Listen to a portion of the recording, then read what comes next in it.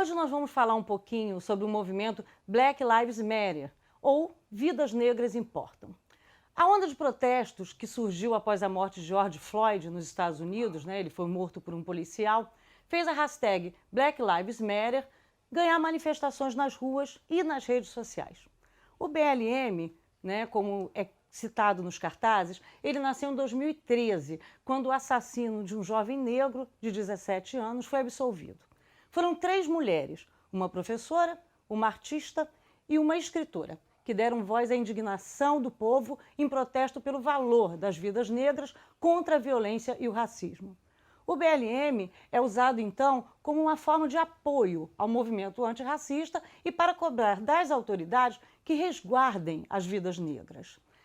Aqui, o movimento ganhou força após a morte do estudante João Pedro, de 14 anos, atingido por um tiro de fuzil disparado por policiais que o atingiu pelas costas quando ele estava dentro da casa dos seus tios, na comunidade do Salgueiro. Depois veio aquela questão também, que chocou todo mundo, do menino de 5 anos, que caiu do nono andar da casa da patroa, da mãe dele.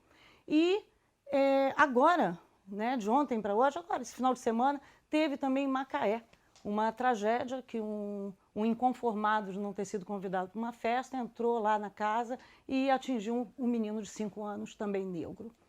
Bom, então, nas últimas semanas, as manifestações contra o racismo, elas pipocaram em todo o mundo, e por aqui no Brasil também, no Brasil, em todo o Brasil, São Paulo, Rio de Janeiro, Belo Horizonte, Minas Gerais, todos os lugares.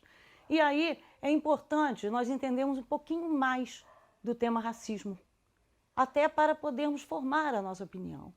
O que é exatamente o racismo? Bom, nós temos 2 tipos de racismo. E para falar um pouquinho sobre isso, nós conversamos com o professor Arundo, que é graduado em Ciências Sociais e em História. E o professor Arundo, ele explica para a gente, primeiro, o que é o racismo estrutural. Quando nós falamos em racismo estrutural, nós estamos falando de um conjunto de práticas, de hábitos, de situações e falas encravadas nos nossos costumes e que de forma direta ou indireta, ela promove a segregação, ou seja, a separação de um grupo em determinado momento, e o preconceito racial. E onde ele nasce no Brasil? Bem, depois que a carta, pelo menos assinada, do final da escravidão em 1888, ou seja, há 132 anos atrás, o negro escravizado, ele vai ser colocado na sociedade sem direitos, sem indenização, sem reparação de todos os anos que ele sofreu a discriminação. O resultado direto disso é uma população que, sem indenização, sem acesso à escolaridade, ele continua mantendo as mesmas relações de produção que ele tinha enquanto escravo. O que não sofria na chibata, no pelourinho, ele vai sofrer exatamente com baixa remuneração, subemprego e a violência que está imperando na sociedade.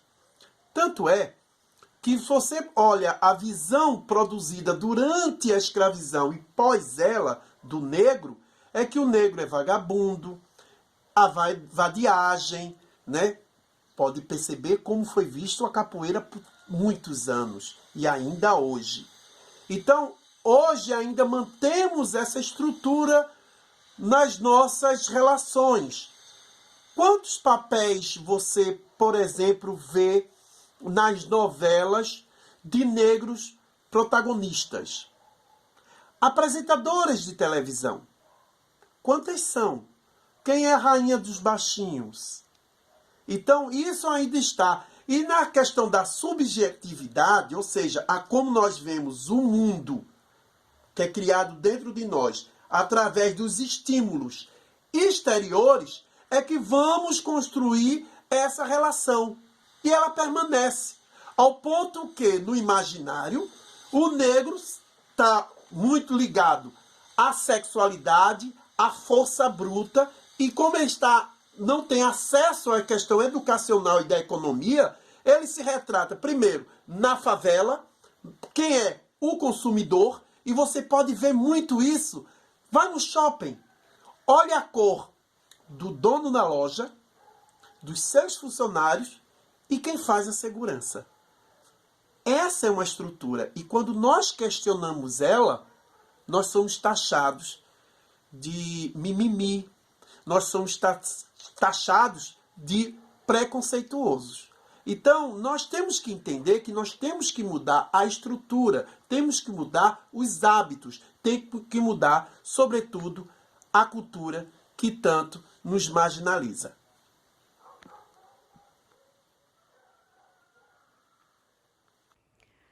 Bom, eu acho que já deu para a gente entender bem o que é o racismo estrutural, né? E aí, e qual o outro tipo de racismo? O outro tipo é o racismo institucional. E o professor Arundo volta falando para a gente o que é isso.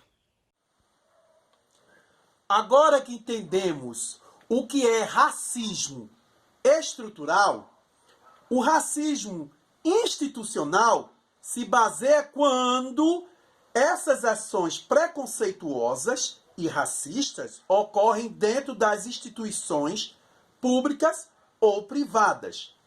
Para observarmos isso, veja como é a abordagem da polícia dentro de uma comunidade e como é a abordagem da polícia num bairro como Copacabana, no Rio de Janeiro. São dois procedimentos completamente diferentes, porque fazem parte da estrutura da corporação. Você pode observar isso quando eu, negro, entro no mercado ou numa loja, você vai perceber que normalmente o segurança vai te seguir.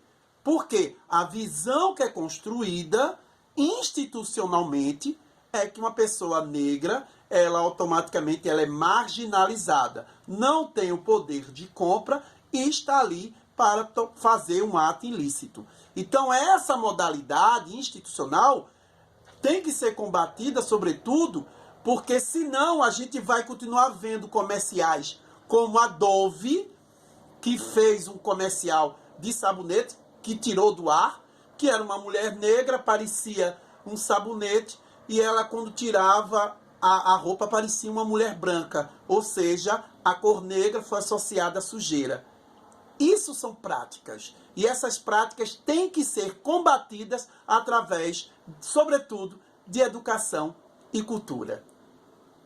Gente, então é isso, né? Esse nosso bate-papo hoje aqui foi para a gente entender um pouco mais do que é o racismo. Nós já falamos lá atrás, no dia 13 de maio, se vocês procurarem aqui, né, no nosso canal aqui do YouTube, vocês vão achar o nosso vídeo do dia 13 de maio, que a gente abordou também a questão do racismo, né?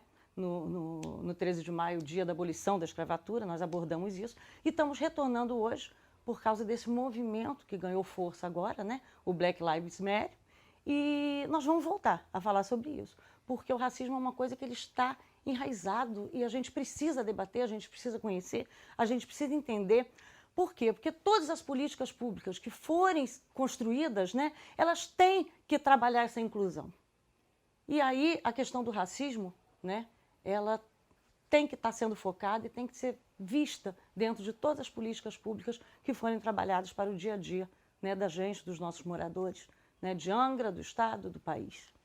É isso. E eu queria pedir a vocês que acompanhem a gente aqui no canal do YouTube, curtam, se inscrevam aqui, ative o sininho, para sempre que a gente lançar uma coisa nova, vocês estarem sendo avisados, ok? Conto com vocês, acompanhem a gente aqui e também nos outros canais, nas nossas outras redes sociais, Facebook, Instagram, Twitter, tá tudo aqui embaixo para vocês darem uma olhadinha aí, ó, e acompanhem a gente. Vem com a gente.